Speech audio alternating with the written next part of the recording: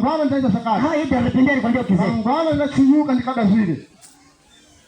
Não sou eu que estou a dizer, não são minhas palavras. Sio mafarangu bangabe. Existem pessoas que se gabam sobre o homem. Malipo wanu wanakuganza. Deus está dizendo. Mulungu ndiye alikuroga. Olha, o que é a sua vida? Mtani upenyu wako. Uma neblina. Ninga mvute. Pode ser soprado daqui para aqui. Inapepesiwa pano na pano.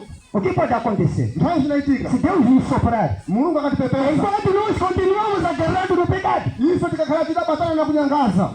O que pode acontecer? Mtani zinaitika. Serão ais.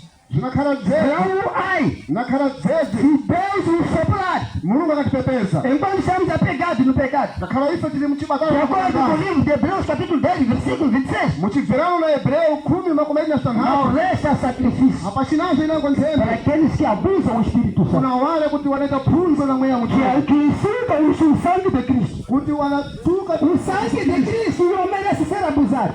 Se nós continuarmos aí com a leitura, aí Deus diz: a vingança é minha. Todos aqueles que me abusam, que abusam o Espírito Santo, que abusam o sangue de Cristo, então serão vingados no último dia.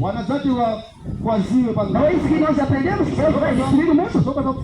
Aprenderam ou não? Que Deus vai destruir o mundo, aprenderam ou não? Nós estamos aí aprendendo que Deus vai destruir esse mundo. Satanás, junto com todos aqueles que fazem o mal,